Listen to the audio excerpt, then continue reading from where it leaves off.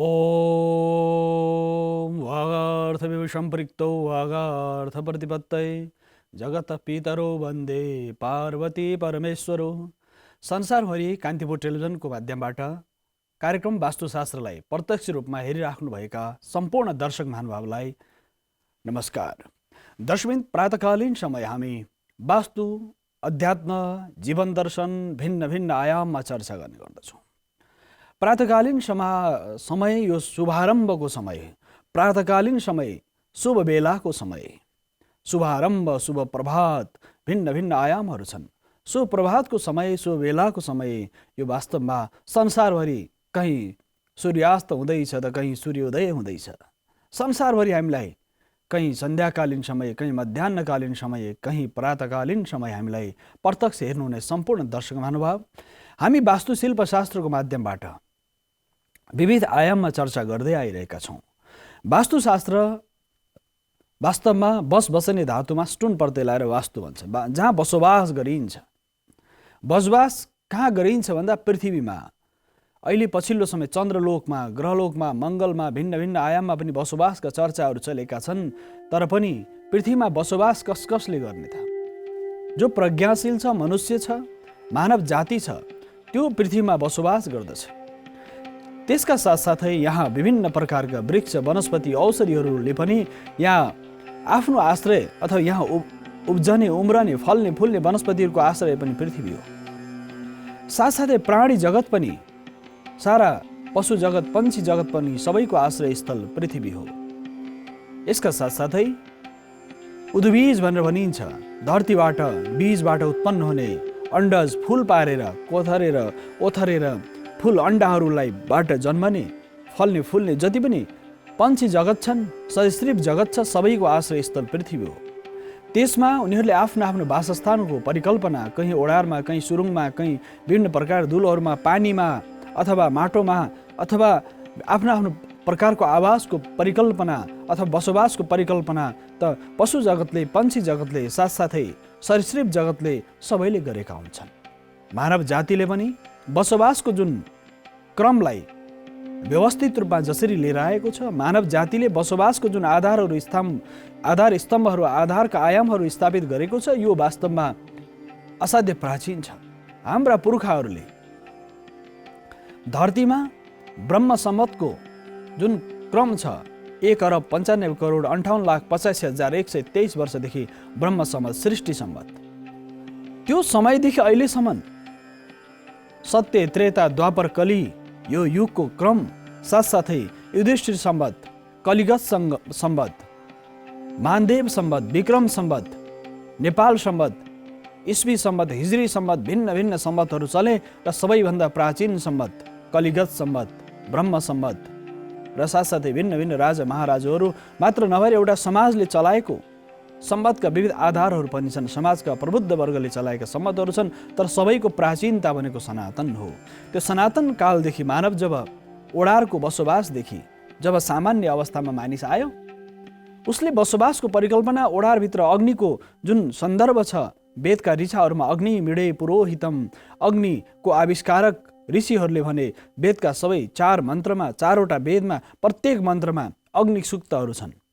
भिन्न भिन्न वेदका विभिन्न आयाममा पहिलो ऋग्वेदको मन्त्रमा पनि अग्निको सम्बन्धमा चर्चा गरिन्छ। पहिलो शब्द नै अग्नि छ। अग्नि भनेको ऊर्जा, एनर्जी, त्यो तत्त्व, त्यो तरङ्ग।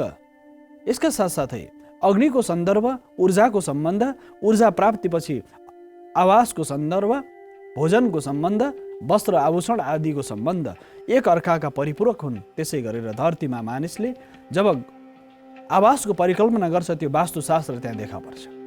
मानिसको अनुसन्धान र क्रमबद्ध अभ्यासको जुन क्रम छ, त्यो अभ्यासको क्रमलाई व्यवस्थित रूपमा, त्यो साइन्सलाई, त्यो विज्ञानलाई, त्यो व्यवस्थित क्रमबद्ध जुन व्यवस्था गरे शास्त्रले, त्यो शास्त्र नै आज के हो? साइन्स बनेर आएको छ।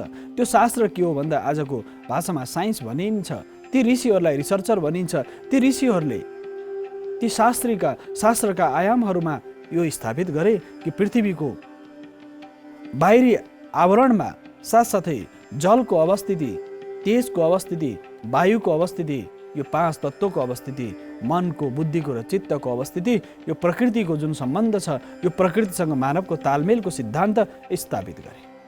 कुनै बसोबासको लागि सुन्दरता पनि चाहियो। आधुनिक विज्ञानले वास्तु इन्टिरियर भनिन्छ, वास्तु डिजाइनका विविध आयामहरू त्यहाँ रङको आधारमा, साथसाथै भिन्न भिन्न आधारमा, रङको आधारमा तपाईँको घर कस्तो बनाउने, कुन प्रकारको रङको प्रयोग गर्ने, त्यो माटोको आकृति कस्तो छ, यसका साथसाथै त्यहाँ घडेरीको आकृति बनावटहरू कस्तो छ, माटोको अवस्था कस्तो छ, जलको स्थिति के छ, भूगर्भभित्र पानीको स्रोत के छ, बाहिरीबाट वर्षाको पानी कसरी आउँछ, र साथसाथै बाहिरीबाट आउने पानीको स्रोत या भूगर्भभित्र पानीको स्रोतको व्यवस्थापन, वायु भने हावाको व्यवस्थापन, हावाको आगमन, त्यो घरभित्र बस्दाखेरि हावाको आगमन, त्यहाँ शुद्ध प्राणवायु ऊर्जा चल्छ कि चल्दैन, गतिशील छ कि छैन, यो सन्दर्भ, यी विविध आयामहरू, यी विविध सम्बन्धहरू, सन्दर्भहरू जोडिएका छन्।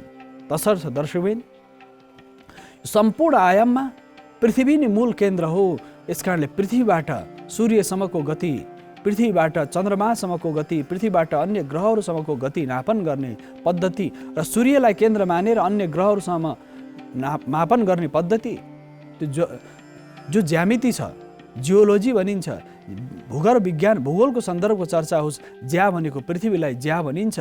ज्या पृथ्वीबाट त्यो ग्रह इति भनेको अन्तिम अवस्थासम्म नाप्ने जुन क्रम छ, त्यो ज्यामिति, त्यो ज्याबाट इतिसम्म नाप्ने जुन प्रक्रिया, त्यो ज्यामेट्री, जोमेट्री, यसको विकास र गणितको विकास, आकाशमा ताराहरूको भाषा, ताराहरूको संज्ञा, राशिको संज्ञा, ताराहरूमा नामाकरण, अश्विनी, भरणी, कृतिका आदि गरेका नक्षत्रहरूको नामाकरण, राशिको नामाकरण।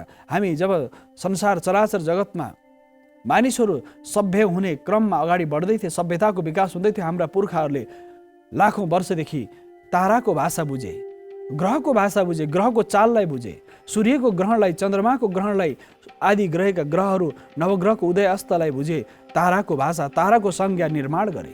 शून्यवादको चिन्तन, खम ब्रह्मको अवस्थिति, शून्यको विकास लाखौँ वर्षदेखि मानिन्छ। किनकि जब हामी कुनै पनि कलिगत सम्वत अथवा विक्रम सम्वत भन्छौँ, त्यहाँ शून्य शून्यको प्रयोग हुन्छ। 1,95,58,50,122 वर्ष भन्दाखेरि त्यहाँ शून्य अङ्कहरू सबैको प्रयोग भएको छ। एकाश समय, त्रिशत समय, पञ्चचमय, पञ्चचमय भनेर अङ्कको विधान्त वेदका मन्त्रहरूमा सम अङ्कहरू, विषम अङ्कहरूको चर्चा गरिएको छ। सम र विषम अङ्कको चर्चा त्यस अर्थमा गरिएको छ। तसर्थ दर्शकवृन्द, आकाशमा नक्षत्रको भाषा, ग्रहको भाषा, भूत, भविष्य र वर्तमान कालको भाषा पुर्खाहरूले हामीलाई दिए र त्यस आधारमा आज संसारका विभिन्न प्रकारका विज्ञानहरूको विकास भएर गएको छ। त्यो विज्ञानको विकास, प्रविधिको विकासले संसारमा कल्लो पूर्जा र प्रविधिको विकास, त्यही क्रममा, त्यही आधारमा, त्यही विज्ञानको आधारमा, त्यो शास्त्रको आधारमा त्यो आधुनिक साइन्सको विकास हुँदै आयो। यस क्रममा निर्माणको जुन विज्ञान छ, त्यो प्राचीन वास्तुशास्त्र, अहिले आधुनिक समय इन्जिनियरिङ, त्यो अन्तर्ज्ञान, इन भनेको अन्तर, इन्जिनियरिङ जुन शब्द प्रयोग गरिन्छ, त्यो अन्तर्ज्ञान भन्यो। अन्तर्ज्ञान, अन्तरभित्र, भूगर्भभित्रको ज्ञान अथवा घरको एक एक कुना कुनाको ज्ञान, त्यो अन्तर्ज्ञान नै इन्जिनियरिङ भएर आएको छ। यसकारणले दर्शकवृन्द, त्यो आधार किन भयो? अन्तर्ज्ञान नै हो। तसर्थ त्यो अन्तर्ज्ञान भने एक एक विषयलाई पाठ छुट्टै बुझ्ने, त्यसमा विभिन्न प्रकार स्वरूपहरूलाई बुझ्ने र त्यसका साथसाथै घडेरीको जुन नामाङ्कन र नक्साङ्कन गरिन्छ, त्यो आधार पनि वास्तुका हाम्रा आचार्यहरूले गरे। अन्तर्ज्ञानलाई यसरी निरन्तर रूपमा अगाडि बढाए। त्यो ज्ञान भनेको वास्तुशास्त्र ज्ञान हो। यसमा कलाका विविध आयामहरू छन्। आज हामी चर्चा गर्नेछौँ। दर्शकवृन्द, यो कार्यक्रममा यदि यहाँहरूले फोन गरेर आफ्नो जिज्ञासा राख्न सक्नु हुनेछ, 2टा नम्बरहरू हाम्रा प्रत्यक्ष प्रसारणका 2टा नम्बरहरू रहेका छन्। दर्शकवृन्द, ती 2टा नम्बरहरूमा यहाँहरूले फोन गर्न सक्नुहुन्छ। तपाईँको टेलिफोनको भित्तामा 2टा नम्बरहरू आउने गर्दछन्। फोन गरेर अहिले तुरुन्तै तपाईँले कार्यक्रम यदि हेर्न सुरु गर्नुभएको छ भने तुरुन्तै फोन उठाउनुहोस्, हामीसँग संवाद गर्नुहोस्। वास्तुको कुनै पनि जिज्ञासालाई समाधान पाउनुहुनेछ। वास्तुको कुनै पनि जिज्ञासा छ भने हामीसँग प्रत्यक्ष संवाद गरेर समाधान पाउन सक्नुहुनेछ। वास्तु पृथ्वी, जल, तेज, वायु, आकाश, मन, बुद्धि, चित्त, सारा आयामहरूलाई लिएर वास्तुशास्त्र बनेको छ। अब हामी चर्चा गर्दैछौँ वास्तुमा घर घडेरीको बनावटको आधारमा कसरी घडेरीको बनावटले पनि प्रभाव पार्छ। जसरी मानिसको स्वरूपले प्रभाव पारे जस्तै मानिसको बाहिरी आवरणले प्रभाव पार्छ, मनले प्रभाव पार्छ, बुद्धिले प्रभाव पार्छ, चित्तले प्रभाव पार्छ, त्यसै गरेर मानवभित्रको जुन चैतन्यताले प्रभाव पार्छ मानिसभित्र, त्यसरी घडेरीले पनि, प्रत्येक घडेरीको बनावटले पनि प्रभाव पार्दछ। किन, कसरी प्रभाव पार्छ? जिज्ञासा स्वाभाविक हो। उत्तरी ध्रुव र दक्षिणी ध्रुवबाट आउने र भूगर्भबाट आउने जुन आकर्षण शक्ति छ, गुरुत्वाकर्षण शक्तिको प्रभावले वास्तुशास्त्रलाई प्रत्यक्ष, वास्तुका विविध आयामलाई प्रत्यक्ष हामी अनुभूति गर्न सक्छौँ। कुनै वस्तु पदार्थ आकाशतिर फ्याँक्नुहोस्, त्यसको आश्रय धरती नै हुन्छ, किनकि पृथ्वीको आकर्षण शक्तिले त्यो वस्तुलाई ठोस अथवा तरल होस् अथवा कुनै पनि वस्तुलाई चैतन्य शक्तिले त आफूले गति निर्माण जसको हुन्छ, जस्तै मनुष्यको गति छ, मनुष्य हिँड्न सक्छ। जसरी दर्शकबिन्दु यो चर्चाका साथ अहिले प्रत्यक्ष संवादमा दर्शक आइ नै सक्नुभएको छ, उहाँसँग पहिले चर्चा गरौँ। हेलो हेलो हजुर, कहाँबाट को बोल्दै हुनुहुन्छ? म मोरङबाट राजन आचार्य बोल्दैछु। अच्छा, मोरङबाट राजनजी, भन्नुहोस् यहाँको जिज्ञासा के छ? मेरो जिज्ञासा के छ भने गुरु, विगत केही वर्षदेखि म यो मोरङ जिल्लाको सिन्धहराईका खोर्साने भन्ने ठाउँमा बसोबास गर्दै आएको छु। हजुर, तपाईँको वास्तुसँग सम्बन्धित जिज्ञासा के छ? वास्तुसँग नै सम्बन्धित छ। मेरो अहिले यो घडेरीमा चाहिँ नै मेरो बसोबास चाहिँ कस्तो छ, घडेरीसँग मेरो तालमेल कस्तो छ भन्ने जिज्ञासा म राख्न चाहन्छु। जसरी तपाईँको बसोबास के ठाउँ भन्नु, ठाउँको नाम के भन्नु हो?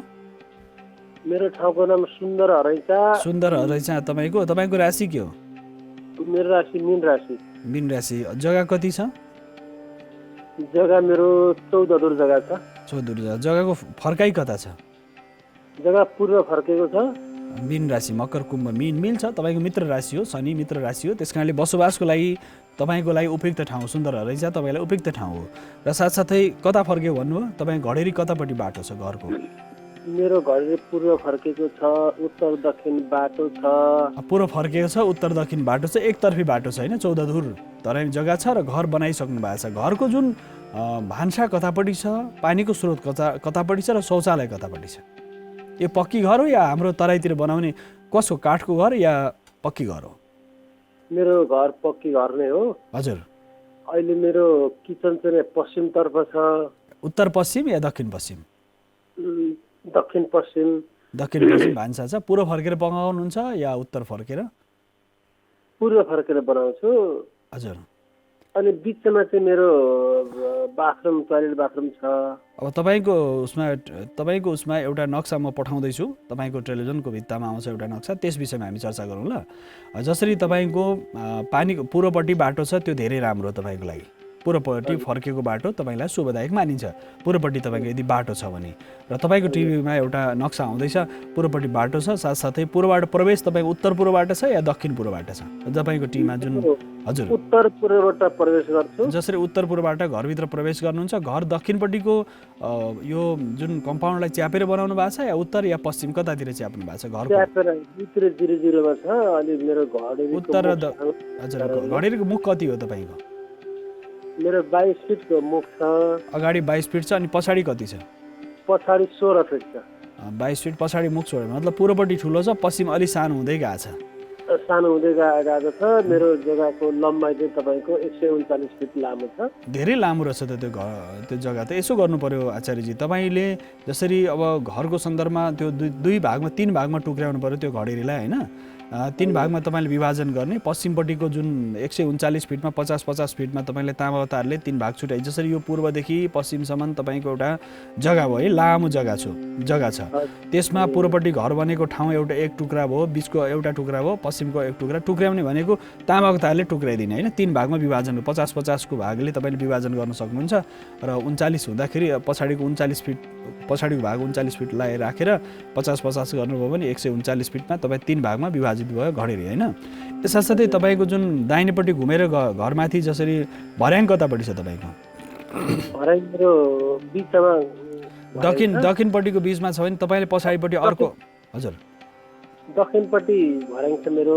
दक्षिणपट्टि भर्याङ छ। अब तपाईँले के गर्नु पर्ने, पश्चिमपट्टि अर्को एउटा घर बनाउनुहोस्, जसले गर्दा 3 भागमा विभाजन गर्ने अर्को घर थप्न सक्नुहुन्छ। यदि सक्नुहुन्न अहिले तुरुन्तै अर्को घर बनाउने उसमा हुनुहुन्न भने बिचबाट तपाईँले तामाको तारले टुक्राइदिनुहोस् 3 भागमा। साथसाथै पानीलाई उत्तर पूर्व ईशान कोणतिर पानीको स्रोत राख्नुहोस्। भान्सालाई दक्षिण पूर्वमा एउटा बनाउन सकिन्छ र उत्तर पश्चिममा दोस्रो विकल्प हुन्छ। एउटा दक्षिण पूर्वमा आग्नेय कोण भान्साको स्रोत उपयुक्त हुन्छ भने एउटा उत्तर पश्चिमको जुन भाग छ त्यहाँ पानीको स्रोतलाई राख्न सकिन्छ। यसका साथसाथै अर्को पक्ष के छ भने शौचालयको जुन सेफ्टी ट्याङ्की छ, अब ढल आउँछ या बाहिरबाट तपाईँले शौचालय जति फोहोर पानीहरू बाहिर फ्याँक्नुहुन्छ या तपाईँ कसरी व्यवस्थित गर्नुभएको छ? सेफ्टी ट्याङ्की छ, सेफ्टी ट्याङ्की छ। सेफ्टी ट्याङ्की कुनपट्टि छ? उत्तर, पश्चिम, दक्षिण, पूर्व, कता? पश्चिम उत्तरतर्फ राखेको छु मैले। तपाईँको पश्चिम उत्तर छ नि, त्यहाँ तामाको तारले त्यो सेफ्टी ट्याङ्कीलाई वरिपरि जुन छ नि फोहोरहरू जाने त्यसलाई वरिपरि तामाको तारले तपाईँ घेरिदिने, त्यसको त्यो दोष निवारण गर्न सकिन्छ। र साथसाथै घडेरीलाई पहिले त 3 भागमा विभाजन गर्नु पर्यो। त्यसले त्यहाँको जति नकारात्मक असर छ त्यो लामो छ नि, सर्पाकार छ, एउटा जसरी हामी तराईतिर आमा दिदीबहिनी लाउने धोती साडी हुन्छ त्यस्तो लामो छ कि, पूर्व पश्चिम लामो छ, अगाडि 22 फिट मुख छ होइन, पछाडिपट्टि 16 फिट छ भनेपछि लामो छ नि त, एउटा धोती जस्तो लामो भयो। त्यस कारणले त्यसलाई 3 भागमा विभाजन गरेपछि घडेरीको जति नकारात्मक दोष तपाईँले छुट्याउन सक्नुहुन्छ। त्यसपछि निर्माण त तपाईँको ठिकै देखिन्छ, केही विषयहरू मिलाउँदाखेरि शुभ हुन्छ। धन्यवाद तपाईँले फोन गर्नुभएकोमा। दर्शकबिन हामी उहाँलाई धन्यवाद भन्न चाहन्छौँ। यो उहाँको जुन जिज्ञासा थियो हामीले प्रत्यक्ष समाधान गऱ्यौँ। यसै क्रममा दर्शकबिन यो कार्यक्रम तपाईँहरूको आफ्नो कार्यक्रम हो। यो कार्यक्रम फोन गरेर वास्तुसँग सम्बन्धित जिज्ञासा प्रत्यक्ष रूपमा राख्न सक्नुहुनेछ। हामी घडेरीको बनावटको बारेमा चर्चा गरिरहेका छौँ। एकजना दर्शकसँग अहिले भर्खरै घर घडेरीसँग सम्बन्धित देखिन्छ। तपाईँको राशि अनुसार तपाईँ कुन राशिको व्यक्ति हो र कुन ठाउँमा तपाईँ बस्न चाहनुहुन्छ, त्यो राशि अनुसार त्यो व्यक्ति, त्यो ठाउँ, त्यो व्यक्तिको जुन व्यक्तिको नाममा घर किनिन्छ, घडेरी किनिन्छ, जग्गा जमिन भूमि किनिन्छ, त्यो शुभ हुन्छ या अशुभ हुन्छ? तपाईँको राशिसँग त्यो मित्र राशिको ठाउँ पर्छ या शत्रु राशिको ठाउँ पर्छ? अथवा तपाईँ कुनै ठाउँ बस्दै हुनुहुन्छ भने त्यहाँ तपाईँ धनी हुनुहुन्छ या तपाईँ ऋणी हुनुहुन्छ? तपाईँको बालबच्चा परिवारको उन्नति प्रगति हुन्छ त्यो भूमिमा, या तपाईँले त्यो घर घडेरी किनेपछि तपाईँलाई ऋण लाग्ने, दुःख हुने, कष्ट हुने, रोग कष्ट इत्यादिको प्रभाव बढ्दै जान्छ? यो बडो महत्त्वपूर्ण विषय हो। तसर्थ यो एउटा काँक्री विद्या भनेर भनिन्छ। यो काँक्री अङ्कसँग सम्बन्धित विद्या हो। त्यो अङ्कसँग सम्बन्धित विद्या भएको हुनाले तपाईँको राशि, नक्षत्र र तपाईँको राशि स्वामीको साथसाथै त्यो जुन ठाउँमा तपाईँ बसोबास गर्दै हुनुहुन्छ त्यो बसोबासको राशि, नक्षत्र र त्यसको तालमेल मिल्न आवश्यक छ। ऋणात्मक हुने या धनात्मक हुने। यदि तपाईँ धनी हुनुभयो, भूमि ऋणी भयो भने भूमिले तपाईँलाई दिइराख्ने हो। यदि तपाईँ ऋणी हुनुभयो, भूमि धनी हुने भयो भने भूमिले तपाईँको सारा सबै समाप्त पारिदिन्छ। तपाईँ जहिले पनि दुःख कष्टमा आइराख्नुहुन्छ। ऋण र धनको सन्तुलन मिलाउन आवश्यक छ। मानिस धनी हुँदै गयो, भूमि ऋणी हुँदै गएछ भने त्यो भूमि ऋणी छ भनेदेखि तपाईँलाई त्यसले सकारात्मक प्रभाव दिने। ऋणीले त ऋण तिरिराख्नु पर्यो नि त, तपाईँले सकारात्मक ऊर्जा दिइराख्छ। यदि तपाईँ ऋणी हुनुहुन्छ, भूमि धनी छ भनेदेखि तपाईँको सबै त्यो भूमिमा समाप्त भएर जान्छ। यो बडा दिव्य विद्या छ, यो काँक्री विद्या। यस आधारमा पनि हामी क वर्ग, क च ट त प आदि वर्गहरू क ख ग घ ङ र क च वर्ग, च को सम्पूर्ण अक्षर, ट को सम्पूर्ण अक्षर, त्यो वर्ग अनुसार तपाईँको राशि, नक्षत्र साथसाथै कुन वर्गमा पर्यो तपाईँको भूमि, क वर्गमा, च वर्गमा, ट वर्गमा, प वर्गमा अथवा स ख समा कुन वर्गमा परेको छ, त्यसअनुसार त्यसको प्रभाव, त्यसको शक्ति, त्यसको ऊर्जासँग तपाईँको राशिको तालमेल, त्यहाँ बस्ने व्यक्ति अथवा परिवारका सदस्यसँग त्यो भूमिको तालमेल कस्तो छ त्यो विषय ज्योतिषशास्त्रमा चर्चा गरिन्छ। यसकारणले ज्योतिष र वास्तु एक अर्काका अनुनासिक सम्बन्ध स्थापित गर्ने विद्या हो। अहिले हामी चर्चा गर्दैथ्यौँ घडेरीको बनावटको बारेमा। जब घडेरीको बनावटमा पूर्वबाट बाटो भएको घडेरी, दक्षिणबाट बाटो भएको घडेरी, पश्चिमबाट बाटो भएको घडेरी, उत्तरबाट बाटो भएको घडेरी, यो घडेरीलाई 3 भागमा, 4 भागमा, 5 भागमा, 10 भागमा यसरी विभिन्न भिन्न आयाममा विभाजन गर्न सकिन्छ। मुख कति ठुलो छ, पछाडिपट्टिको भाग कस्तो छ, दायाँ बायाँ कस्तो छ, अथवा त्यो माटोको रङ कस्तो छ, माटोको रङको आधारमा, माटोको सुगन्धको आधारमा, माटोको उर्वरा शक्तिको आधारमा भूमिको विभाजन हुन्छ। त्यो भूखण्डको, भूगर्भको, भूगोलको त्यो भागमा रातो माटो छ, चिम्ट्याइटो माटो छ, कालो माटो छ, बलौटे माटो छ, ढुङ्गा मिसिएको माटो छ, कुन प्रकारको माटो छ, असाध्य कडा माटो छ, त्यो माटोको रङको आधारमा तपाईँको राशिसँग तालमेल मिल्नु पर्दछ। यदि तालमेल मिलेन भने त्यसको नकारात्मक ऊर्जा निरन्तर रूपमा तपाईँलाई आइराख्छ। यसकारणले सकारात्मक ऊर्जाको विकास गर्नको लागि त्यो भूमिको व्यवस्थापन र पानीको व्यवस्थापन, जलको भण्डारण उत्तर पूर्वमा अति आवश्यक हुन्छ। यस अर्थमा उत्तर पूर्व ईशान कोणमा, उत्तरपट्टिको भागमा, उत्तर पश्चिमको भागमा पानीको स्रोत कसरी व्यवस्थापन गर्ने त्यो बडो महत्त्वपूर्ण आयाम हुन्छ। किनकि दर्शकबिन, यदि पानीको स्रोत तपाईँको उत्तरपट्टिको भागमा छ, यसको विज्ञान के हो त भन्दाखेरि नेपालको सम्पूर्ण उत्तरी भागमा हिमाल छ। हिमालबाट पानीको भूगर्भभित्र, हिमालबाट हिम नदीहरू जसरी बगेर आउँछन्, कर्णालीसँग मिसिएका 7वटा नदी, गण्डकीसँग मिसिएका 7वटा नदी र कोसीसँग मिसिएका 7वटा नदी, यी सम्पूर्ण नदीहरू 21वटा नदीहरू र सानातिना नदी त हजारौँ नदीहरूलाई, तर मूल नदीहरू 7वटा नदीहरू मिसेर सप्त गण्डकी, सप्त कर्णाली, सप्त कोशी। सप्त कर्णालीको आधार, सप्त गण्डकीको आधार र सप्त कोशीको आधार जुन जलाधार क्षेत्र छ, त्यो क्षेत्रबाट आउने र हिम नदीबाट आउने जुन पानीको भूगर्भभित्रको जुन स्रोत छ, जमिन मुनि पानीको जुन गति छ, त्यो आधारमा पानीलाई उत्तरपट्टि तपाईँले रोक्नुपर्छ। पानीको स्रोतलाई उत्तरपट्टि राख्यो भनेदेखि त्यो घडेरीमा सकारात्मक ऊर्जाको तरङ्गहरू निरन्तर गतिशील हुन्छ। तसर्थ त्यो विज्ञान के हो भने उत्तरबाट आउने भूगर्भभित्र बहने पानी, पश्चिमबाट पूर्वतिर बहने पानीको स्रोत, पूर्वबाट पश्चिमतिर बग्ने पानीको स्रोत, दक्षिणबाट उत्तरतिर बग्नेको पानी स्रोत, भूगर्भभित्र पानी गतिशील हुन्छ। कुनै ठाउँमा त्यो भूखण्ड राम्रो छ, पानी उत्तरबाट दक्षिणतिर बग्दैछ या पूर्वबाट पश्चिमतिर बग्दैछ, पानी कसरी बग्दैछ, त्यसको प्रभाव कसरी रहन्छ, त्यो मानव त्यहाँ बसोबासको आधारहरू स्थापित गरिन्छ। त्यो आधारमा त्यो भूगर्भभित्र पानीको स्रोत र तपाईँले गरेको पानीको भण्डारणको स्रोत र सन्तुलन, त्यो तात्विक जुन सन्तुलन मिल्नु आवश्यक छ। त्यस कारणले उत्तर पूर्वमा उत्तरपट्टिको भागमा पानीको स्रोतको व्यवस्थापनको चर्चा गरिएको छ। अग्निको सन्दर्भ दक्षिणबाट हिन्द महासागरबाट आउने जुन तातो हावा छ, तातो हावा जुन दक्षिणबाट आउँदछ, त्यो चिसो मिश्रित उत्तरी भावबाट उत्तरपट्टि हिमालबाट आउने चिसो हावा मिश्रित जुन चिसो हावा छ, दक्षिणबाट आउने तातो हावा छ, पश्चिमबाट आउने विभिन्न प्रकारका आयामहरू छन्, पूर्वबाट पश्चिमबाट दक्षिणबाट आउने हावाको जुन स्रोत छ, त्यो हावाको स्रोतमा, वायुको स्रोतमा त्यो स्रोतसँग मिश्रेर आउने साना साना कणहरू, अणु परमाणुहरूको प्रभाव कस्तो छ, त्यस आधारमा त्यो भूखण्डमा त्यहाँ पानीको स्रोतको आधारमा र साथसाथै अग्निको स्रोतको आधारमा, त्यस आधारमा भान्सालाई दक्षिण पूर्वमा किन भनिन्छ भने दक्षिण पूर्वपट्टि सूर्यको सकारात्मक प्रभाव निरन्तर परिराख्दछ। त्यसकारणले दक्षिण पूर्वलाई अग्निकोण भनिन्छ। अग्निकोणमा भान्साको स्रोत यस अर्थमा महत्त्वपूर्ण मानिन्छ किनकि दक्षिणबाट आउने ऊर्जाले त्यो स्थानलाई प्रभाव पार्दछ।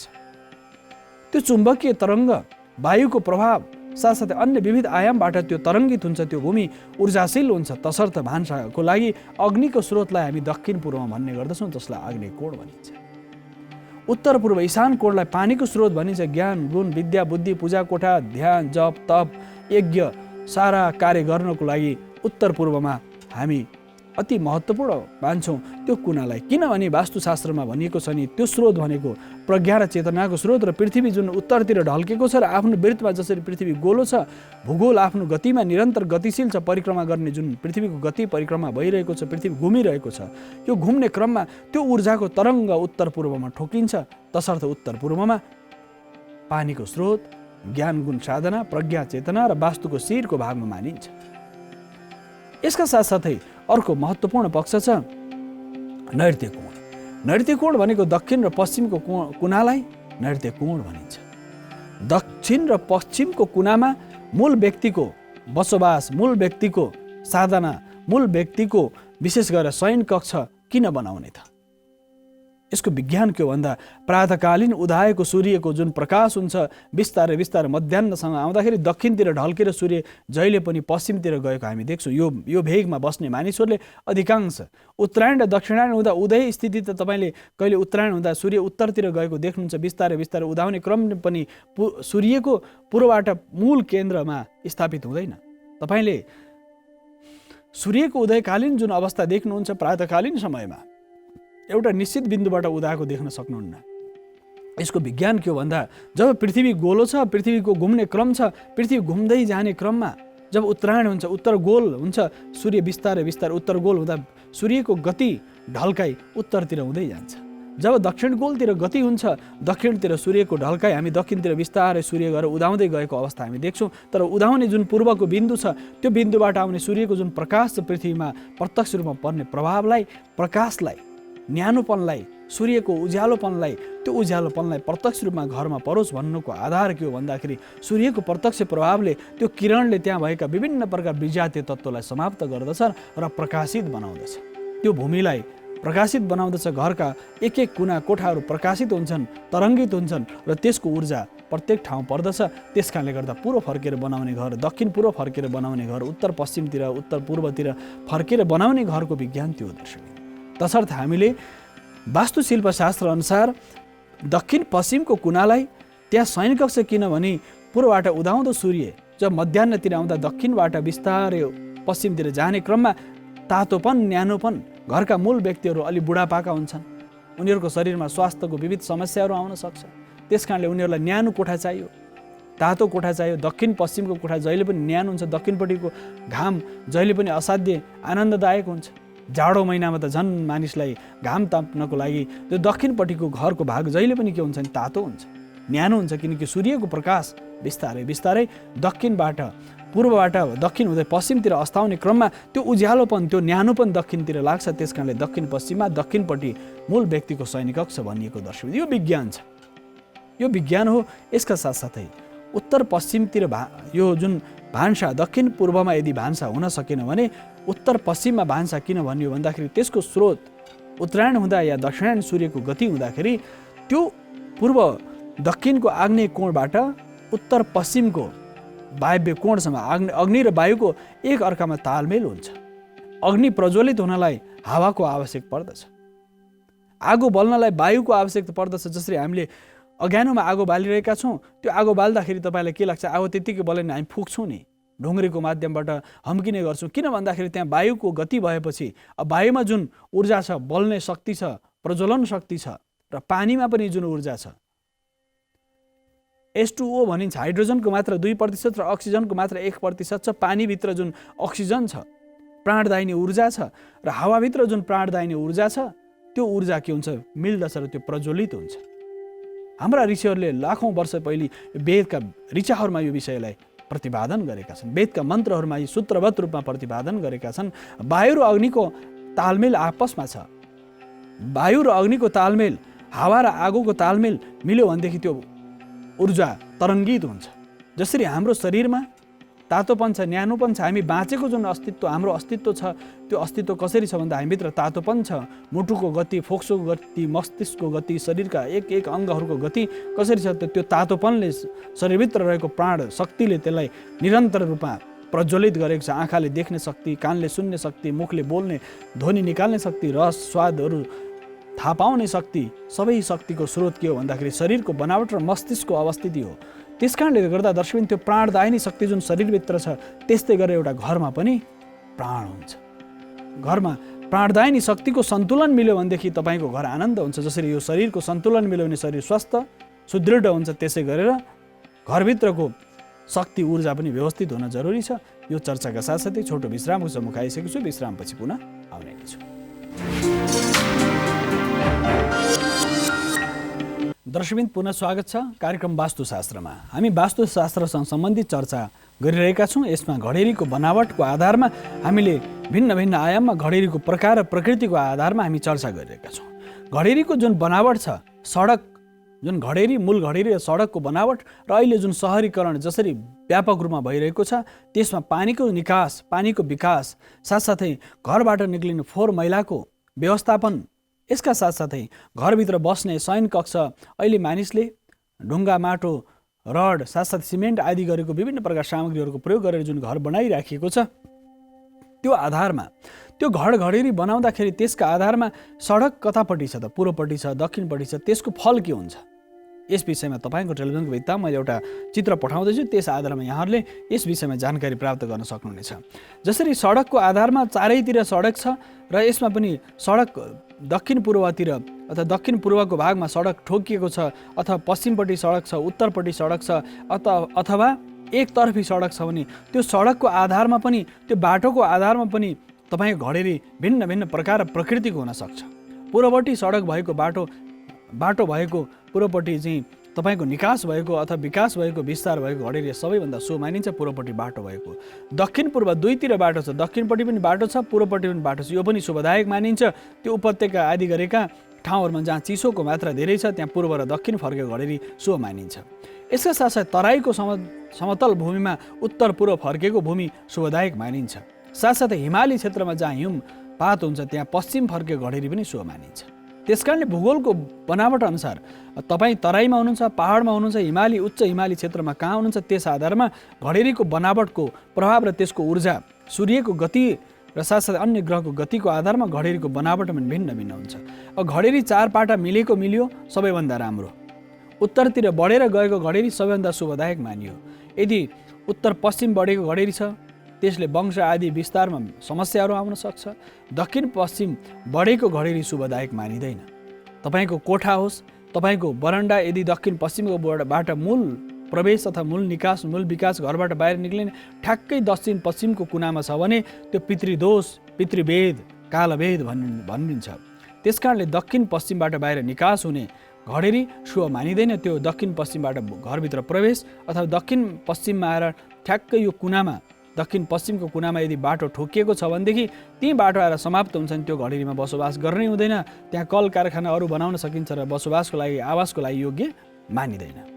यसका साथसाथै दक्षिण पूर्वमा आग्नेय कोणमा आएर घडेरी ठोकिएको छ अथवा बाटो ठोकिएको छ, त्यो घडेरीमा ती समाप्त हुन्छ, यो अग्नि भय गर्ने हुन्छ, तर यो नराम्रो मानिँदैन।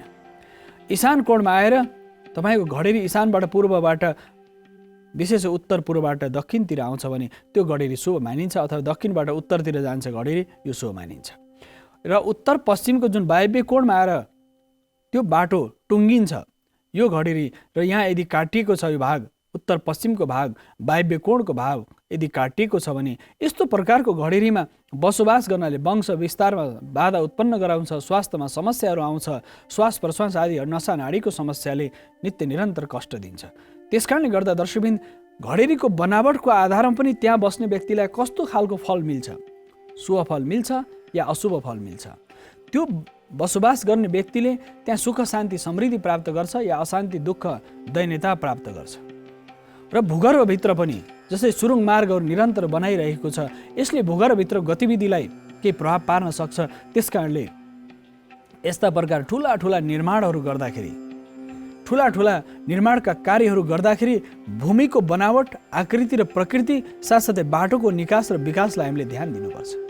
बाटोको व्यवस्थापन यदि राम्ररी गरिएन भने हाम्रा सम्पदा, विशाल ठुला ठुला सम्पदाहरू ढलेर गए। किन भन्दाखेरि वास्तुको जुन विद्यालाई हामीले मनमौजी तरिकाले यदि घर बनाउन थाल्यौँ भने हामीलाई कष्टबाहेक सुख त मिल्दैन। मनमौजी तरिकाले यदि हामी मन्दिर देवालयहरू बनाउन लाग्यौँ, आफ्नो मनमा जस्तो आयो त्यसरी बनाइयो भने, यसको सिद्धान्तलाई अनुसरण गरिएन भने त्यसको परिणाम जहिले पनि दुःखदायक हुन्छ।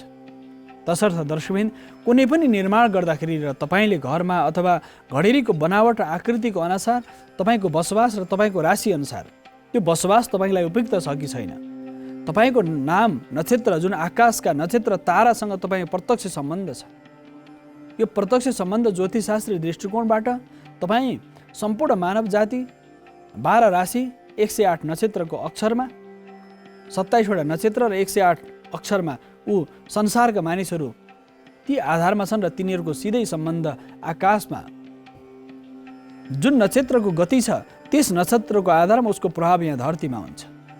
तसर्थ तपाईँको सम्बन्ध सिधै आकाशमा चम्किने तारासँग सम्बन्धित छ। त्यो ताराको ऊर्जा र प्रकाश र तपाईँको राशि स्वामी ग्रहको प्रभाव त्यो भूखण्डमा तपाईँ बस्ने ठाउँमा प्रत्येक ठाउँमा हुन्छ।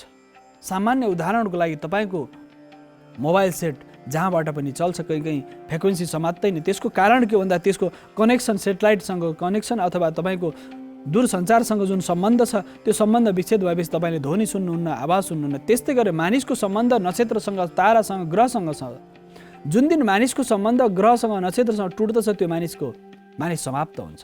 जुन वस्तुको सम्बन्ध ठोस या तरल अथवा भौतिक अभौतिक जुनसुकै वस्तु पदार्थहरूसँग जब प्रत्यक्ष ग्रहको सम्बन्ध हुन्छ त्यो चलायमान रहन्छ। प्रकृतिमा आउने जुन प्रकोप छ, आपद विपद छ, त्यसको कारण त्यो वस्तु पदार्थ भौतिक होस् अभौतिक होस्, चेतनाले युक्त होस् अथवा चेतनाविहीन होस्, ठोस होस् या तरल होस्, अथवा जुनसुकै प्रकारको भयो भने जुन दिन आकाशमा ग्रह नक्षत्र तारासँग जब प्रत्यक्ष सम्बन्ध रहन्छ त्यस दिनसम्म त्यसको अस्तित्व धरतीमा छ, त्यसपछि त्यो भस्म हुन्छ। रुख बिरुवा वनस्पतिहरू पनि त्यही हुन्। जति पनि ठोस पदार्थहरू छन् जहाँ राख्यो त्यही रहन्छ। त्यसको अस्तित्व त्यति बेलासम्म हुन्छ जब उसको सम्बन्ध आकाशका सम्पूर्ण नक्षत्र ताराहरूसँग छ। र झन् यो मानव शरीर त झन् प्रत्यक्ष सम्बन्ध छ ती नक्षत्रहरूसँग। त्यसकारणले तपाईँको राशि, तपाईँको नक्षत्र, तपाईँको परिवारका प्रत्येक व्यक्तिको राशि नक्षत्रसँग सम्बन्धित त्यो भूमि, त्यो भूखण्ड, त्यो ठाउँ नाम विशेषले पनि प्रभाव पार्दछ। त्यो ठाउँमा तपाईँ बसिराख्नु भएको छ, त्यो ठाउँ बस्ने व्यक्तिको जुन प्रभाव हुन्छ, त्यो नाम, त्यसको राशि, त्यसको नक्षत्र, त्यो ठाउँको नाम नक्षत्र र त्यो घडीको बनावट आकृति प्रकृतिले एक अर्कामा प्रभाव पार्छ, त्यो ऊर्जाको प्रभाव हो। त्यस कारण तपाईँको राशि मेष, वृष, मिथुन, कर्कट, सिंह, कन्या, तुला, वृश्चिक, धन, मकर, कुम्भ, मीन कुन राशि हो? राशिको स्वामी के हो? मेष, वृश्चिक राशिको स्वामी ग्रह भनेको मङ्गल ग्रह हो। मङ्गल ग्रह रातो ग्रह हो, त्यसको प्रभाव आभा कस्तो छ, त्यो भूखण्ड तपाईँलाई कस्तो हुनसक्छ? अथवा वृष र तुला राशिको राशि स्वामी शुक्र ग्रह हो। शुक्र ग्रहको सम्बन्ध सेतोसँग सम्बन्धित छ, त्यस कारणले त्यो भूखण्डको आकृति प्रकृति कस्तो छ? मिथुन र कन्या राशिको सम्बन्ध बुध ग्रहसँग सम्बन्धित छ। बुध ग्रहको रङ हरियो मानिन्छ, हरियोका विविध आयामहरू छन्, त्यो भूखण्ड तपाईँलाई उपयुक्त छ छैन? यसका साथसाथै कर्कट राशिको सम्बन्ध सिधै चन्द्रमासँग सम्बन्धित छ। सेतो प्रभाव र आभाको युक्त भएको भूमि अथवा तत्सम्बन्धित नक्षत्र भएको स्थान तपाईँलाई उपयुक्त हुन्छ या हुँदैन? सिंह राशिको स्वामी ग्रह भनेको सूर्य ग्रह, सूर्य ग्रहको प्रत्यक्ष सम्बन्ध, सूर्य ग्रहको सम्बन्ध सिंह राशिको सम्बन्ध सूर्य ग्रहसँग सम्बन्धित छ। सूर्यको सम्बन्ध सिधै रातो र सप्तरङ्गी आभा प्रकाशसँग सम्बन्धित छ। धनु र मीन राशिको सम्बन्ध बृहस्पति ग्रहसँग सम्बन्धित छ। बृहस्पति ग्रहको प्रत्यक्ष सम्बन्ध पहेँलोसँग सम्बन्धित हुन्छ, पहेँलका विविध रङहरूसँग सम्बन्धित हुन्छ। तसर्थ त्यो पहेँलो रङ तपाईँलाई भूमिको भूखण्ड, रङको प्रकृति, रङको स्वभाव तपाईँलाई उपयुक्त छ या छैन? मकर र कुम्भ राशि हुने व्यक्तिहरूको लागि राशि स्वामी ग्रह भनेको शनि ग्रह। शनि ग्रह निलो आभाले युक्त भएको, कालो आभाले युक्त भएको र ध्वाँसे आभाले युक्त भएको जुन त्यो भूखण्ड अथवा त्यो ठाउँ र तत्सम्बन्धित नक्षत्र, त्यो भूखण्डको नाम, साथ आकृति प्रकृति र तपाईँको बसोबास, तपाईँसँग त्यो तालमेल, परिवारका प्रत्येक सदस्यसँग त्यो भूखण्डको तालमेल छ कि छैन? जो परिवारका सदस्य अहिले छन् र जो आगन्तुक सदस्यको लागि तपाईँले व्यवस्थित बनाउनु हो भनेदेखि आगन्तुक सदस्यलाई नयाँ जन्मने जुन सन्तानहरू आउँदैछन् भने उनीहरूलाई पनि त्यो भूखण्ड उपयुक्त हुनसक्छ, किनकि त्यो क्रम जोडिँदै जान्छ। तपाईँले आधार राम्ररी स्थापित गर्नुभयो, घरको जग राम्ररी स्थापित गर्नु भने त्यो घरको निर्माण विशाल हुन सक्छ। तसर्थ दर्शकबिन, घरको आधारशिला र घरको बनावट, घरको प्राकृतिक ऊर्जा, त्यो प्राकृतिक सबै ऊर्जाहरूको सन्तुलन त्यहाँ मिलेको छ कि छैन? त्यस आधारमा भूखण्डको प्रभाव र भूगोलको जुन प्रभाव छ, एक अर्कामा अनुन्यासी सम्बन्ध स्थापित गरेर अगाडि बढ्नको लागि असाध्य उपयुक्त हुन सक्छ। उपयुक्त यस अर्थमा कि हाम्रो जीवनसँग प्रकृतिको तालमेल नहुने हो भनेदेखि हामी रहन सक्दैनौँ, हाम्रो अस्तित्व धरतीमा रहन सक्दैन। त्यसकारणले मानव जीवनको प्रत्यक्ष प्रकृतिसँग तालमेल, वृक्ष वनस्पतिसँग प्रकृतिसँग तालमेल, विशाल ठुला विशालकाय जीवजन्तु, डाइनोसर आदि गरेका सम्पूर्ण ती विशालकाय स्तनपायी, स्तनधारी र आक्रामक शक्ति भएका र त्यो टनका टन ओजन भएका सम्पूर्ण विशालकाय सम्पूर्ण सरीसृपहरू समाप्त भएर गए। किन गए भन्दाखेरि उनले प्रकृतिसँग उनीहरूको तालमेल मिल्न सकेन। हात्ती, बाघ आदि गरेका विभिन्न प्रकारका हामी अहिले जीवजन्तुहरू जति पनि देख्छौँ, तिनीहरू प्रकृतिसँग मिलेर बसेर हजारौँ वर्षदेखि उनीहरूको यहाँ गतिशीलता छ। तर ठुला डरलाग्दा डाइनोसर आदि गरेका ठुला जति पनि जीव प्राणी जगत छन्, सबै समाप्त हुनुका कारण प्रकृतिसँग मिल्न सकेन। यदि मानव पनि प्रकृतिसँग मिल्न सकेन भने मानवको अस्तित्व समाप्त भएर जान्छ। यसकारणले प्रकृति र पर्यावरण वास्तुमा यति धेरै चिन्तन गरिएको छ। पर्यावरण संरक्षणको आधार भनेको सबैभन्दा धेरै वास्तुशास्त्रमा चर्चा गरिएको छ। वृक्ष वनस्पतिको चर्चा सबैभन्दा धेरै वास्तुशास्त्रमा गरिएको छ। वृक्ष वनस्पतिको प्रभाव र प्रतापले पनि हाम्रो जीवनमा ठुलो रूपान्तरण आउन सक्छ। त्यो वृक्ष वनस्पतिसँग त्यसको तालमेलको सम्बन्ध छ। त्यसकारणले दर्शकबिन्द, हाम्रो जीवनमा पनि तालमेल मिलाउनको लागि प्राकृतिक भूखण्डको भूगर्भको जुन अवस्थिति छ, भूगोलको अवस्थिति छ, माटोको जुन रङको आधार छ, रङको स्वरूपको, स्वादको, सुगन्धको र प्रकारको, बनावटको भिन्न भिन्न आधारहरू छन्। त्यस आधारमा त्यो भूखण्ड तपाईँको लागि उपयुक्त छ या छैन, त्यसको आकृति तपाईँलाई सहज छ कि छैन, अथवा त्यो आकृतिले तपाईँलाई प्रभाव पारेको छ कि छैन, अथवा त्यो आकृतिले पूर्व मोहडाको भूमि तपाईँलाई उपयुक्त हुनसक्छ, कसैलाई त्यो नहुन सक्छ। दक्षिण मोहडाको भूमि कसैलाई शुभ हुनसक्छ, कसैलाई अशुभ हुनसक्छ। उत्तर मोहडाको भूमि कसैलाई शुभदायक हुनसक्छ, कसैलाई अशुभदायक हुनसक्छ भने पश्चिम मोहडाको भूमि पनि त्यसै गरेर शुभ अशुभ हुनसक्छ। चारै दिशातिर अथवा आग्नेय कोणतिर फर्केको भूमि, दक्षिण पूर्वतिर मुख भएको भूमि, उत्तर पश्चिमतिर मुख भएको भूमि अथवा दक्षिण पश्चिमतिर मुख भएको भूमि, भूमिको जुन आकृति छ र बाटोको प्रभावबाट पनि त्यो भूमि तपाईँको राशिलाई, तपाईँको नक्षत्रलाई, त्यहाँ बसोबास गर्ने प्रत्येक व्यक्ति र समुदायलाई त्यो शुभ छ कि छैन, त्यो महत्त्वपूर्ण आयाम हुन सक्छ। तसर्थ त्यो भूगर्भभित्र पनि माटोको अवस्थिति, माटोको रङको आधारमा, माटोको स्वादको, माटोको सुगन्धको र माटोको प्रकृतिको आधारमा, त्यो भूखण्डमा उर्वरा शक्तिको आधारमा तपाईँको राशिलाई उपयुक्त हुन सक्छ कि सक्दैन। यो महत्त्वपूर्ण आयाम यस आधारमा छ कि प्रकृतिसँग मानव जातिले यदि प्रकृतिसँग मानव जातिको तालमेल मिलेन भने हामी पनि समाप्त हुने क्रममा जान सक्ने स्थिति बन्न सक्छ। तसर्थ दर्शकवृन्द, हामीले प्रकृतिसँग तालमेल मिलाउनको लागि त्यो सम्पूर्ण माटोको अवस्था र कृषि र उर्वरा भूमिलाई हामीले कहिले पनि घडेरीमा प्रयोग गर्नु हुँदैन भन्ने आधार के हो भन्दाखेरि यदि उब्जनी भएन, मानिसले अन्न, सागपात, औषधि, जडीबुटी यदि मानिसले पाएन भने मानिसको अस्तित्व समाप्त हुन्छ।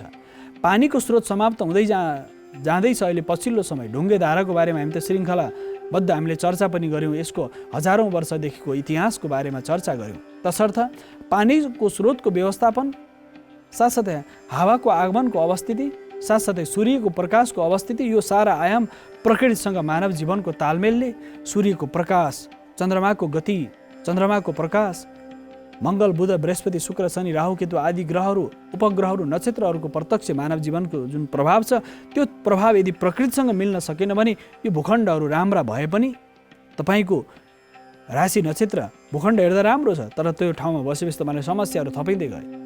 तपाईँले कुनै पनि भूखण्ड किन्ने बित्तिकै तपाईँको उन्नति निरन्तर बढ्दै गयो। तपाईँको लागि असाध्य राम्रो हुन सक्यो, त्यो भूमि तपाईँलाई सहज हुन सक्यो, त्यो भूमि तपाईँलाई कल्याणकारी हुन सक्यो। कुनै भूमि तपाईँले किन्ने बित्तिकै समस्या सुरु हो, कुनै भूमि किन्ने बित्तिकै तपाईँको उन्नति निरन्तर बढेर गयो। यो प्रभाव भनेको त्यो भूगर्भ भूखण्डको जुन टुक्रा छ त्यहाँ तपाईँले जब किन्नुभयो, तपाईँको स्वामित्वमा जब आयो, त्यसपछि त्यसको प्रभाव कस्तो रह्यो? सुखदायक रह्यो या दुःखदायक रह्यो? त्यो भूखण्डको प्रकृति तपाईँको लागि अनुकूल रह्यो या प्रतिकूल रह्यो?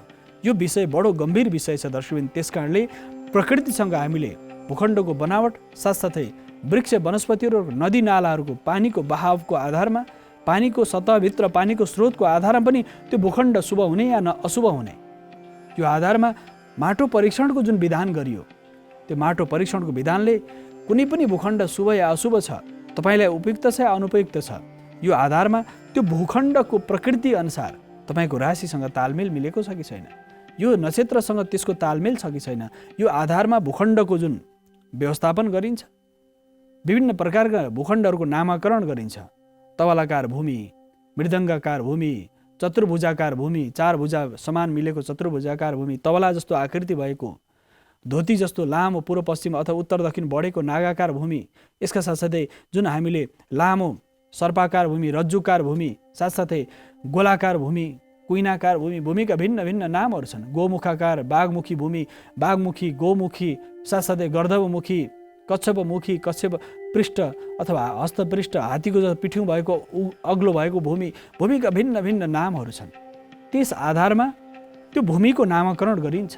त्यो भूमि कुन प्रकृति, सुपाकार भूमि कुन प्रकृतिको भूमि छ, आकार कस्तो छ, नाङ्लो जस्तो गोल आकार छ अथवा चारपाटे सुप जस्तो छ सुपाकार भूमि, विभिन्न भिन्न आकारमा 3वटा कोण भएको, 6वटा कोण भएको, कोणै कोण भएका, विभिन्न प्रकार बाङ्गे टेढो भएको त्यो भूखण्डलाई हामीले व्यवस्थापन गर्नुपर्दछ। त्यसलाई व्यवस्थापन गर्नलाई भूखण्ड जस्तो तपाईँले प्राप्त हुन नसक्छ, तपाईँले जस्तो घडेरी पाउँदैनुहुन्छ त्यो घडेरीलाई त्यसको आकारको आधारमा त्यसको नामाकरण गरिन्छ। जसरी मानिस धरतीमा जन्मन्छ, मनुष्यको सन्तान त मनुष्य भएर जन्मन्छ, पुरुष स्त्री जो जन्मे पनि, पुत्र जन्मे पनि, पुत्री जन्मे पनि, जस्तो स्थितिमा जन्मे पनि त्यसको नामाकरण हुन्छ, नाम रूप संज्ञा हुन्छ कसैको।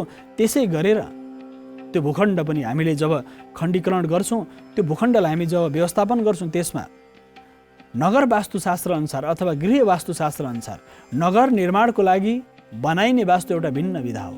नयाँ नगर बसाउँदै हुनुहुन्छ, नयाँ यदि व्यवस्थापन गर्दै हुनुहुन्छ, त्यो भूखण्डलाई, भूगर्भभित्रको पानीको स्रोतलाई र भूखण्डको जुन एक एक आयामहरू छन् त्यो आधारमा त्यसको जुन प्रकृति छ, बनावट छ, प्राकृतिक जुन बनावट छ, त्यसलाई पनि तपाईँको अनुकूल बनाउन सक्नुहुन्छ। कुनै भूमि पूर्व पश्चिम लामो छ, त्यसलाई 3 भागमा विभाजन गर्न सक्यो। दक्षिण उत्तर लामो छ, त्यसलाई पनि वास्तुअनुसार मिलाउन सक्यो। तपाईँलाई कुनै सुनको टुक्रा प्राप्त भएको छ, त्यसलाई तपाईँको आफ्नो अनुकूल गहना बनाए जस्तो दर्शवित भूखण्ड जस्तो प्राप्त भएको छ, त्यो भूखण्डलाई फेरि व्यवस्थापन गर्न सकिन्छ। तपाईँ हस्पिटल बनाउँदै हुनुहुन्छ, त्यो भूखण्ड कस्तो प्रकारको हुने, तपाईँ शिक्षालय बनाउँदै हुनुहुन्छ, प्रशासनिक भवन बनाउँदै हुनुहुन्छ अथवा आफू बस्ने घर बनाउँदै हुनुहुन्छ भने त्यो भूखण्ड कस्तो प्रकारको छ, त्यो भूखण्डको आधारमा तपाईँको बसोबासको लागि, कुन प्रयोजनको लागि, कुन कामको लागि तपाईँले त्यो भूखण्डको अथवा त्यो घडेरीको प्रयोग गर्दै हुनुहुन्छ, त्यो कामको प्रभाव र प्रताप कसरी वृद्धि हुन सक्छ, बढ्न सक्छ, त्यहाँ तपाईँले कुनै पनि कार्य आरम्भ गर्नुभयो भने त्यहाँ निरन्तर तपाईँको उन्नति प्रगति कसरी हुन सक्छ।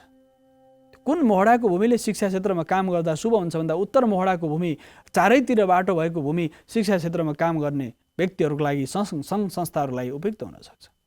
सेना आदिको ब्यारेकको लागि, प्रशासनिक भवनको लागि, व्यावसायिक प्रतिष्ठानको लागि पूर्व उत्तर बाटो भएको भूमि शुभ मानिन्छ भने घडेरीको लागि पनि पूर्व उत्तर बाटो भएको भूमि शुभ मानिन्छ, तर राशिसँग त्यसको तालमेल आवश्यक छ।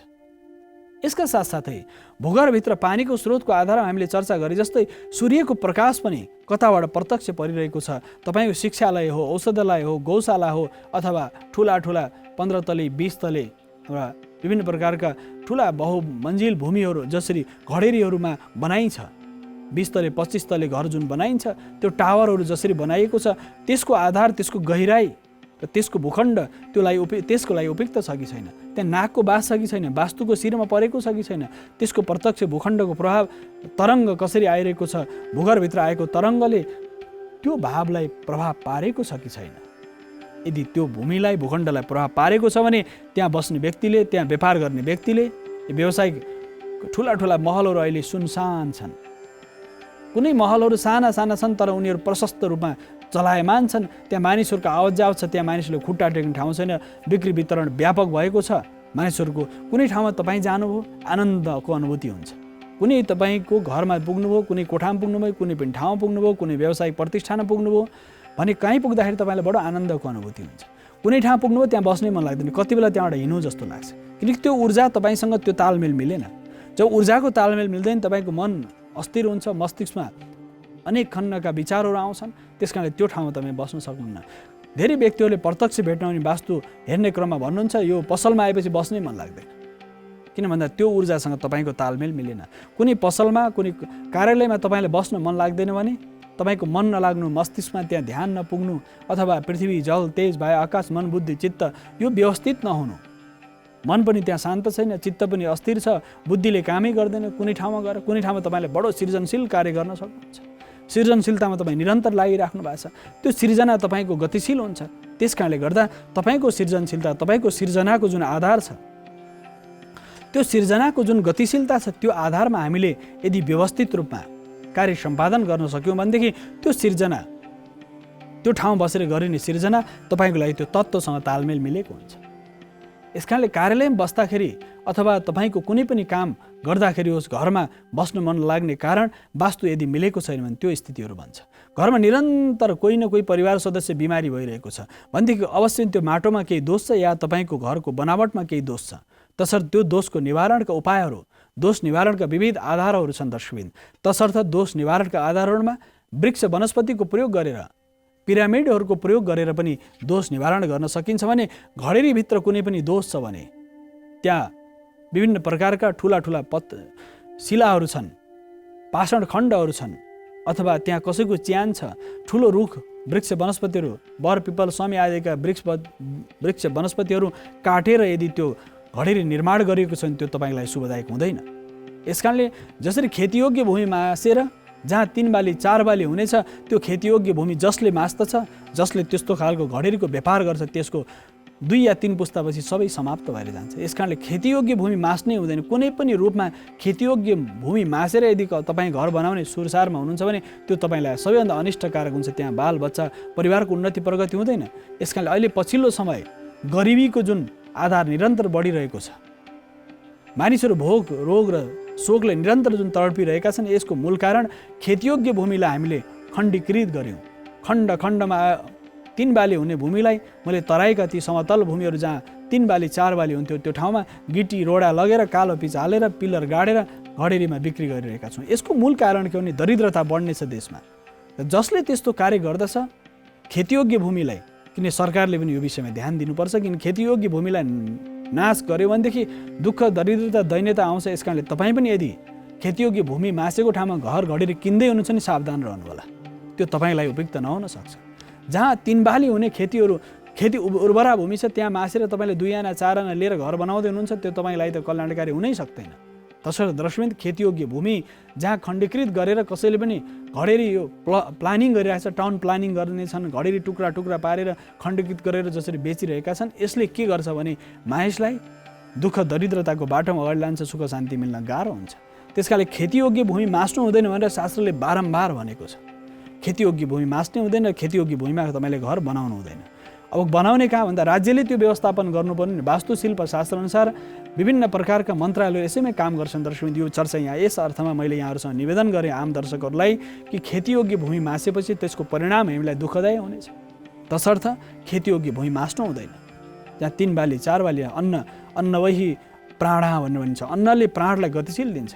मानिसलाई पहिलो आवश्यकता मानिसको पहिलो आवश्यकता उसको लागि हावा हो, प्राणदायिनी ऊर्जा हो, त्यो प्रकृतिसँग मिल्नु हो। वास्तुशास्त्रले यही विषयलाई निरन्तर मन्त्रद्वारा भनिरहेको छ। मानिसलाई बाँच्नलाई शुद्ध प्राणदायिनी शक्ति अक्सिजन चाहिन्छ। यसो दोस्रो उसलाई जल चाहिन्छ, पानीको आवश्यक पर्दछ। तेस्रो उसलाई अन्नको आवश्यक पर्दछ। त्यसपछि बल्ल वायु, जल, अन्न 3टा आधार मानिसलाई आवश्यकता छ भने त्यो चौथो आवश्यकता उसलाई बल्ल आवासको, वस्त्रको, शरीर ढाक्ने वस्त्रको र चौथो 5औं आवश्यकता उसलाई घर घडेरीको, सुत्नको लागि आनन्दको ठाउँ, बस्नलाई आनन्दको ठाउँ चाहिन्छ। त्यसकारण यी 5 आयामहरू छन् दर्शकबिन। तसर्थ हामीलाई शुद्ध प्राणदायिनी ऊर्जाको लागि, श्वास प्रश्वासलाई ठिक हुनलाई पर्यावरण वास्तुमा हामीले ध्यान दिनुपर्छ।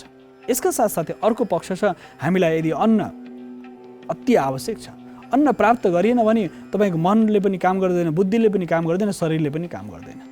तपाईँले यदि अन्न प्राप्त गर्नुभयो, भोजन प्राप्त गर्नुभयो भने त्यो सुपाच्य, मधुर र तपाईँको लागि उपयुक्त भोजन तपाईँले पाउनु भने केही पनि गर्न सक्नुहुन्न। तसर्थ हाम्रा पूर्वजहरूले हजारौँ हजार वर्ष पहिले ऋषिहरूले यो शास्त्रमा वर्णन गरे कि मानिसलाई अन्नमय प्राण, अन्न नै प्राण हो। त्यो अन्न बिना उसको गति अन्नमय कोष, प्राणमय कोष, ज्ञानमय कोष, विज्ञानमय कोष अगाडि बढ्न सक्दैन। तसर्थ घरमा पनि सम्पूर्ण एउटा घर पनि एउटा शरीर जस्तो हो।